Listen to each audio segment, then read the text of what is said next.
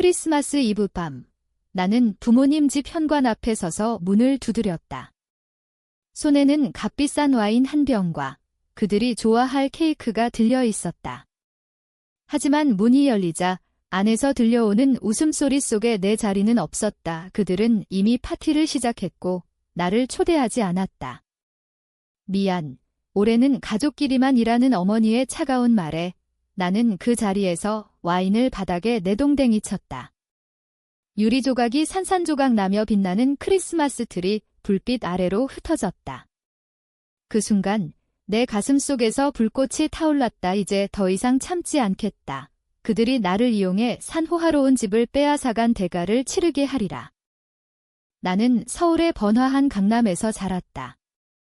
아버지는 평범한 회사원이었고 어머니는 주부였다. 동생 지은이는 항상 응석바지로 나보다 더 많은 사랑을 받았다. 내가 고등학교 때부터 아르바이트를 시작한 건 집안 사정이 어려워서였다. 수연아, 내가 좀 더 버티면 돼. 대학 가면 더 나아질 거야. 아버지의 그 말에 나는 이를 악물고 일했다. 카페에서, 과외에서, 심지어 밤늦게까지 편의점에서. 그렇게 모은 돈으로 대학 등록금을 냈고 졸업 후에는 IT 회사에 취직해 월급의 절반을 집에 보냈다. 우리 가족이 함께 사는 집을 사자는 부모님의 제안에 나는 기꺼이 적금을 깨고 대출까지 받아 돈을 보탰다. 그 집은 강남의 고급 아파트였다. 30평형, 발코니에서 한강이 보이는 그곳. 하지만 그 집을 산 후 모든 게 변했다. 처음에는 기뻤다. 이사날, 가족 모두가 웃으며 짐을 풀었다. 수연이 덕분이야 라고 어머니가 안아주셨다. 그런데 시간이 지나면서 이상한 기운이 느껴졌다.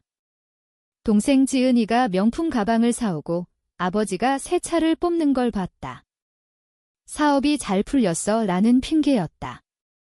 하지만 나는 알았다. 내 돈이 그들의 사치에 쓰이고 있다는 걸. 회사에서 야근하다 지쳐 집에 가면 내 방은 창고처럼 변해 있었다.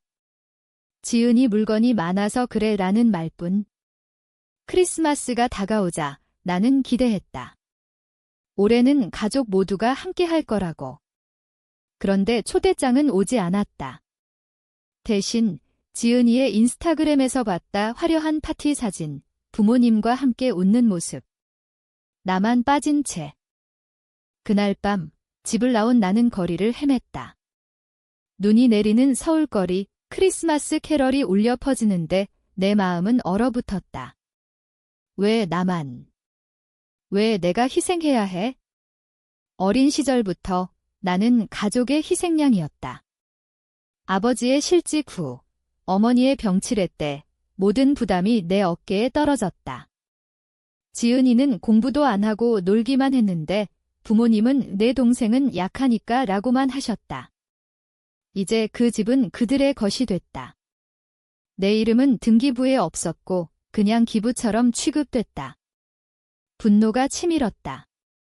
나는 핸드폰을 꺼내 변호사에게 전화를 걸었다.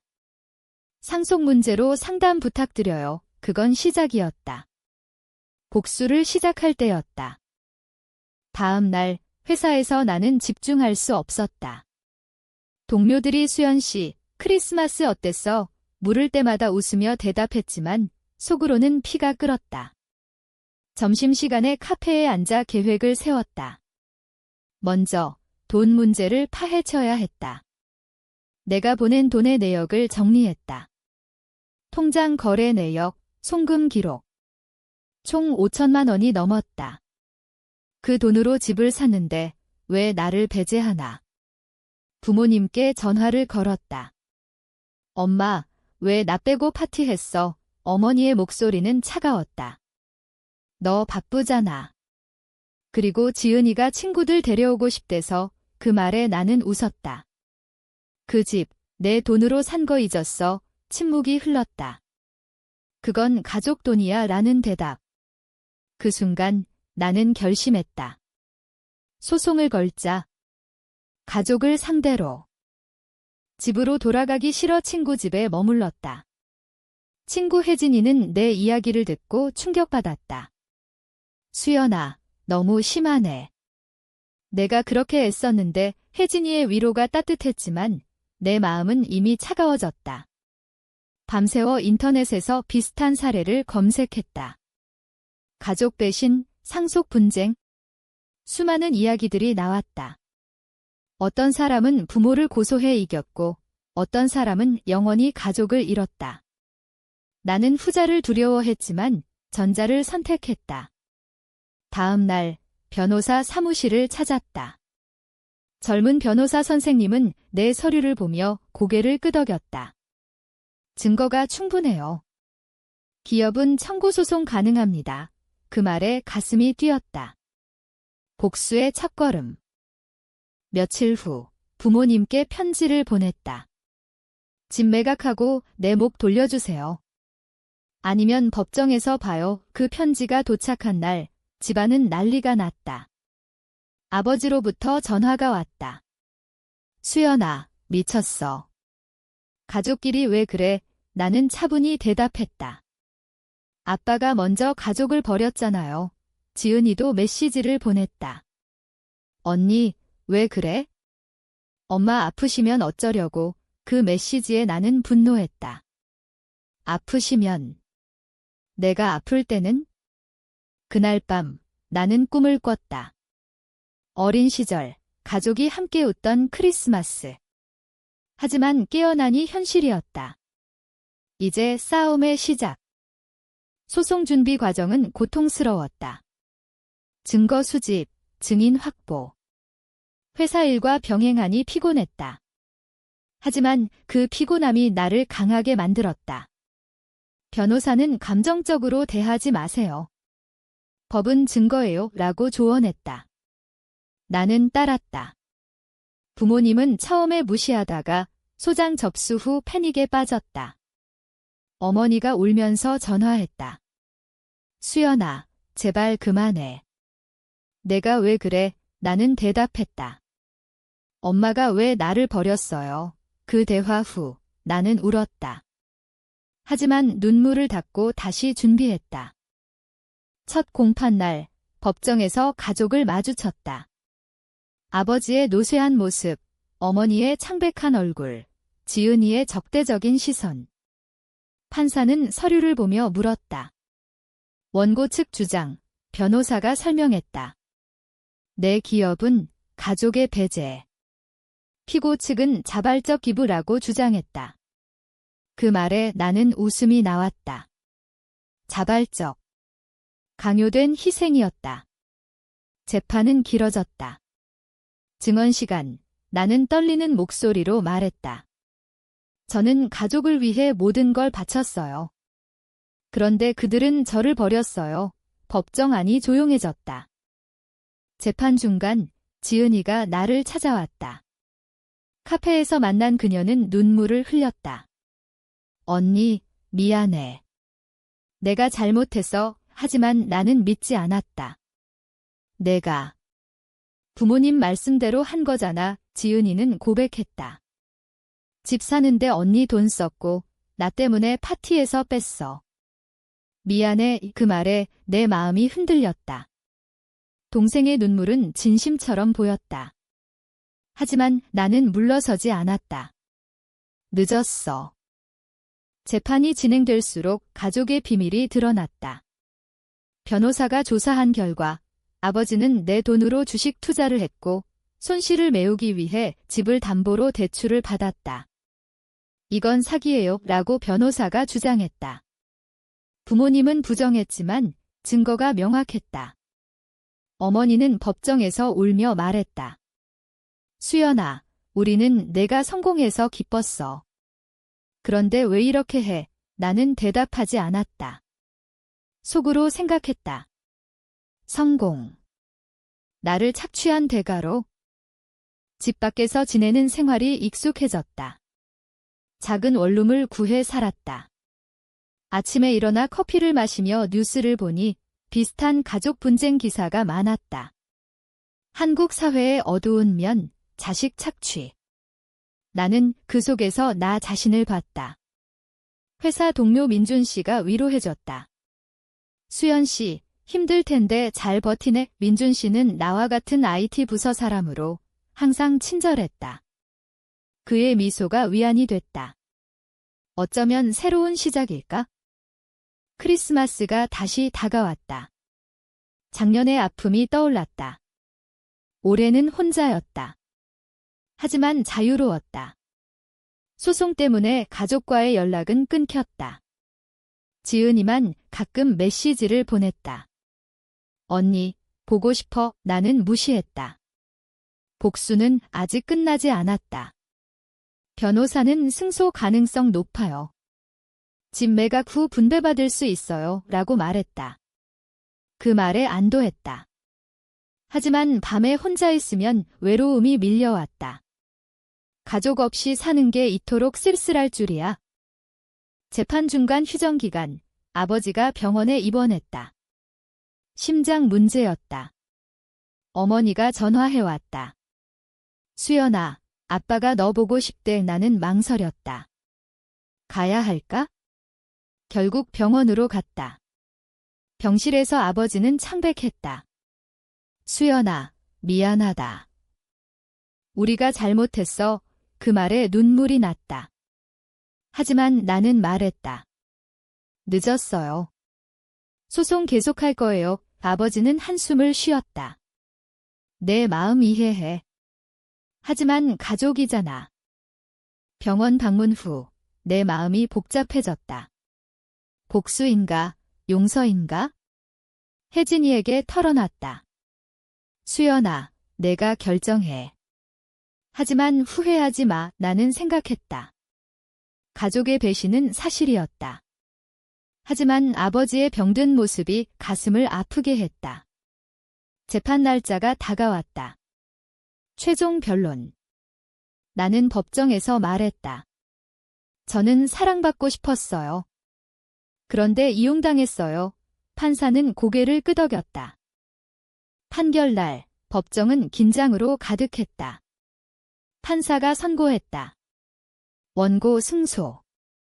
피고는 원고의 기업은 4천만 원 지급하라. 그 순간 나는 울었다. 승리였다. 하지만 기쁨보다는 공허함이 밀려왔다.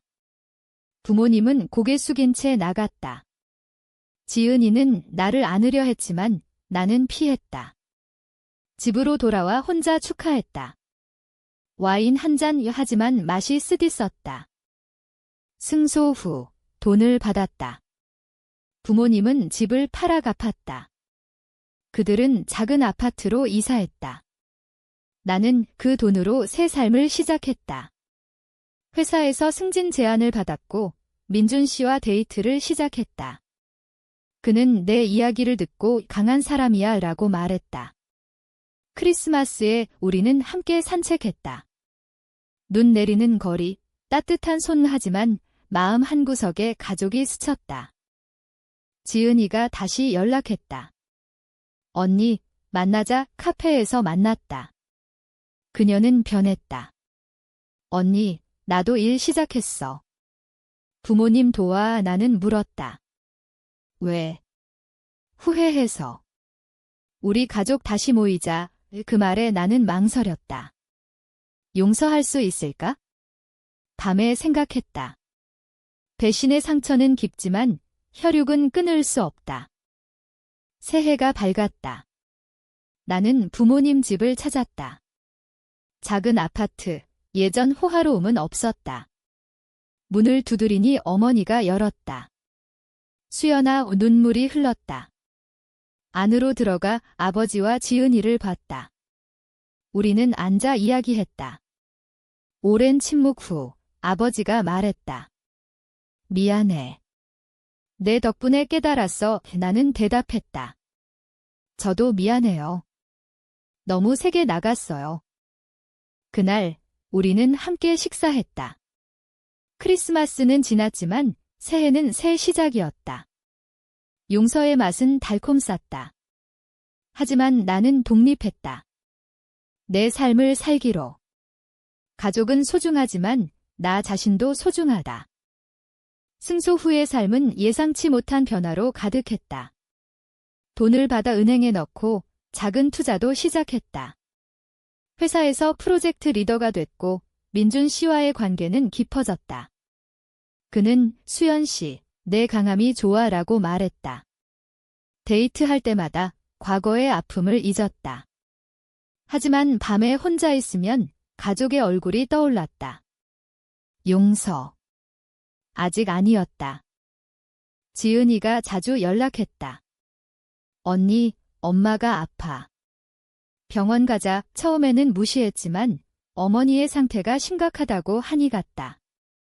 병원에서 어머니는 쇠약해졌다. 수연아, 내가 보고 싶었어. 그 말에 가슴이 아팠다. 소송 때문에 스트레스를 받아 건강이 나빠진 거였다. 나는 물었다. 왜 나를 버렸어요? 어머니는 눈물을 흘렸다. 우리가 잘못했어. 지은이를 너무 챙겼어. 내가 강해서. 그날 나는 병원에서 밤을 새웠다. 아버지도 왔고 지은이도. 가족이 모인 건 오랜만이었다. 하지만 어색했다. 대화는 소송 이야기로 흘렀다. 아버지가 말했다. 수연아, 돈은 돌려줬으니 이제 그만하자. 나는 고개를 저었다. 돈 문제가 아니에요? 실례해요. 지은이는 울었다. 언니, 나 때문에 미안해. 내가 응석 부렸어. 어머니 퇴원 후 나는 가끔 집에 들렀다. 작은 아파트는 초라했지만 따뜻했다. 어머니가 요리를 해주시고 아버지가 차를 타주셨다. 지은이는 변했다. 아르바이트를 시작하고 공부도 했다. 언니처럼 되고 싶어. 그 말에 미소 지었다. 하지만 상처는 남아 있었다. 크리스마스 추억이 아팠다. 민준 씨와의 관계가 진지해졌다. 그는 프러포즈를 준비 중이었다. 수연 씨, 가족 소개할래? 그 말에 망설였다. 내 가족을? 아직 준비 안 됐다. 회사에서 바쁜 나날을 보냈다. 새로운 프로젝트, 성공의 맛. 하지만 공허했다. 성공이 가족 없이 무슨 의미? 봄이 왔다. 벚꽃 피는 계절. 지은이와 산책했다. 언니, 우리 다시 가족 되자. 나는 물었다. 가능할까? 그녀는 고개를 끄덕였다. 노력하면. 그날 부모님과 함께 피크닉을 갔다. 어색했지만 웃음이 나왔다. 아버지가 말했다.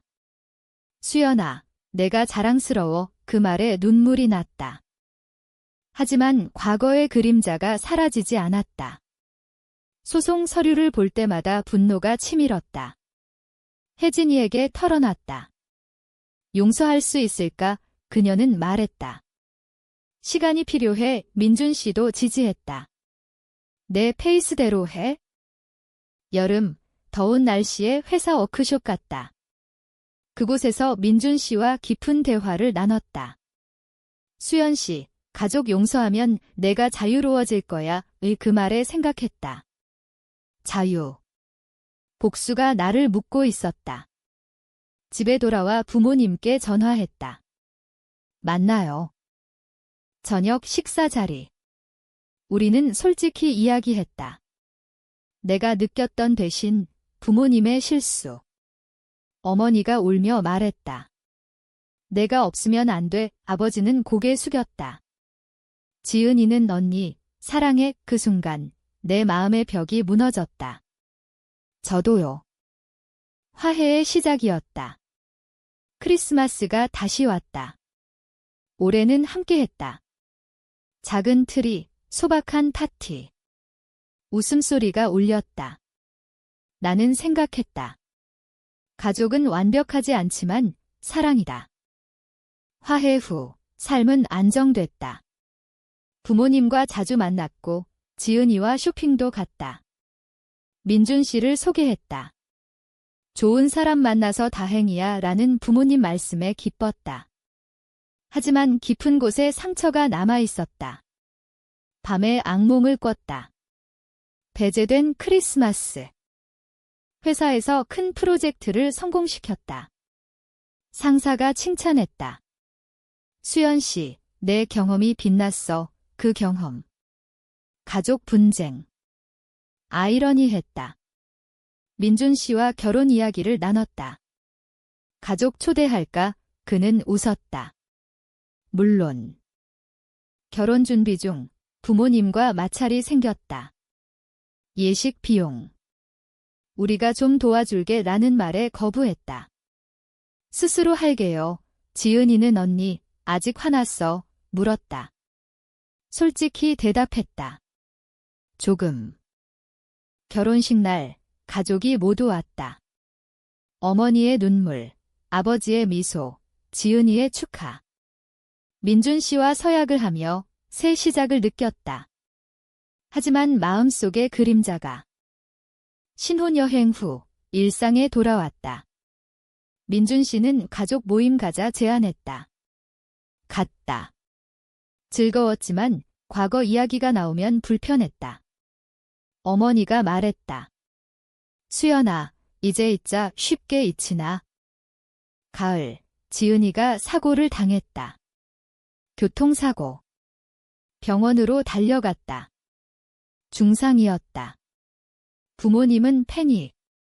나는 간호했다. 밤새워 지켰다. 지은이가 깨어나 말했다. 언니, 고마워. 그 말에 울었다. 가족의 소중함을 느꼈다. 지은이 회복 후 우리는 더 가까워졌다. 크리스마스 계획을 세웠다. 올해는 호화롭지 않게 따뜻하게. 트리 꾸미며 웃었다. 아버지가 말했다. 이게 진짜 가족이야. 새해, 나는 임신 소식을 알렸다. 가족의 기쁨. 민준 씨와 함께한 삶, 가족의 지지. 상처는 치유됐다. 용서가 자유를 줬다. 아이를 기다리는 나날은 행복했다. 부모님은 손주를 기대하며 자주 왔다. 어머니가 아기 옷을 사오시고 아버지가 조언했다.